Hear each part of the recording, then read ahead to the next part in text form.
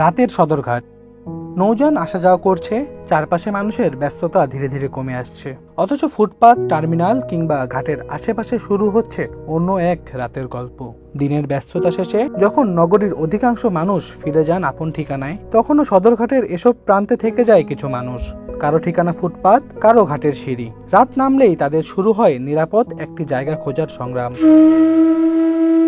আমার লাইব্রেরিতে ধরেন পাউডার গেছে, আমি ধরেন প্রথম চেক করছিলাম, এবার ধরেন লাইব্রেরিতে আমার পাউডার 10 রয়েছে, এবার আস্তে আস্তে পাউডার বাদ হয়ে গেছে।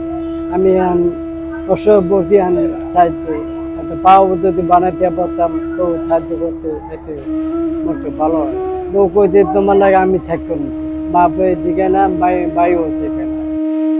দীর্ঘদিন থেকে সদরঘাটে রাত কাটাচ্ছেন রিয়াজ। ছোটবেলায় পা হারিয়ে নিজেকে পরিবারের বোঝা মনে করে ঘর ছাড়েন তিনি। রিয়াজের পরিবারও অসহায়, কিন্তু পরিবারের কাছে ফিরে যাওয়ার ইচ্ছা থাকলেও বাস্তবতা যেন প্রতিবারই তাকে থামিয়ে দেয়। বাবা ও ভাই নেয় না তার কোনো খোঁজ। নিজের ভাগ্যকে মেনে নিয়েই জীবনে একাই লড়ে যাচ্ছেন রিয়াজ।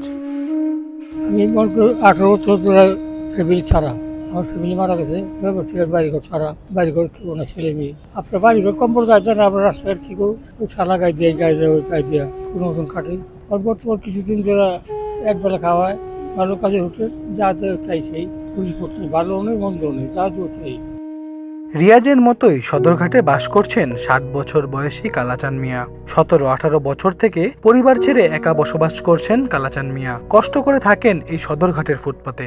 থাকতে অনেকেই বাধা দেন, তবুও জীবনের এই চরম বাস্তবতার শিকার হয়ে থাকতে হচ্ছে ফুটপাতেই। ভালো কাজের হোটেলের খাবার খেয়েই দিন কাটাচ্ছেন তিনি। অনেকেই সুন্দর জীবনের আশ্বাস দিলেও দিন শেষে কেউ আর পাশে ছিল না তার। শুধু বয়স্ক মানুষই নয়, রাস্তার ফুটপাতে রাতের পর রাত পার করছেন অনেক পথশিশু। দীর্ঘ 5-6 মাস থেকে সদরঘাটে রাত কাটাচ্ছেন সুমন। পরিবারের অবহেলা এবং সৎ মায়ের রাগারাগির পর ঘর ছাড়ে এই শিশু। ছোট জীবনে একাই সংগ্রাম করে যাচ্ছে সুমন। খেতে পায় কখনো একবেলা, নয়তো কখনো দুবেলা। ছোট হওয়ায় অনেকেই তাকে কাজে নেয় না। কাজ কামের ব্যস্ত করতে চাই, কিন্তু নেয় না কেউ আমাদের। পরে মনে মনে গেছি কিছু ব্যস্ত, এও এই ব্যস্ত না, টিয়া পয়সা নাই। সকালে চা রুটি খাইছিলাম, দুপুরে ভাত খাই নাই। মাঝে মাঝে না ভালো কাজের হোটেল আছে না, এনে দেয় ভাত খাই, আচ্ছা পাই নাই ভাত। হুইতেই বুঝেন ভালো আনছে দেই, কোনো ভালো মানুষ আইয়া এটা কম্বল দিয়া দেয়, পাইলে পাইছি না পাইলে নাই। যে ঠান্ডা পরে কষ্ট মষ্ট খাওয়া লাগে। এনে ভাই এই যে 5-6 মাস বাড়ি চাঁদপুর, এনে ভাই বাড়িতে রাগ হয়ে আসছে। ফেমিলিতে তো অনেক ঘটনা আছে ভাই, বাড়ি যেতে তো ভাই মুরুখ হয়, কিন্তু ভাই আমার যে ব্যবহার আচরণ বাপ মা এর নিয়ে ভাই ভাইছে আমার লোনের কষ্ট, থাকার লোনের কষ্ট, কষ্টটা শেষ নেই। মানুষের থেকে পারি না যাবে খুব জায়গায় একবারে পুরো বছর একবেলা খাইলে হাত বেলা খাইতে।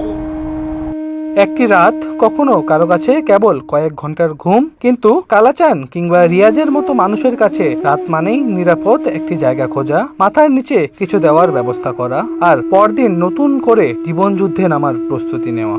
সদরঘাটের এই রাতগুলো শুধু ঘুমিয়ে পড়ার গল্প নয়, এখানে রয়েছে পরিবার থেকে দূরে থাকা, অর্থনৈতিক অসহায়ত্ব আর নিরাপদ আশ্রয়ের অভাবের গল্প। কালাচান, সুমন কিংবা রিয়াজের মতো মানুষদের রাতের এই জীবন আমাদের চোখের সামনে থাকলেও তাদের গল্প অনেক সময়ই থেকে যায় অগোচরে। তাদের চাওয়া হয়তো খুব বেশি কিছু নয়, একটি নিরাপদ রাত, একটু নিশ্চিন্তে ঘুম, আর একদিন নিজের ঘরে ফিরে যাওয়ার সুযোগ। কিন্তু সেই সুযোগের অপেক্ষাতেই কেটে যাচ্ছে তাদের জীবনের একের পর এক রাত। মুবাশির হোসেন, প্রতিফলন, ঢাকা।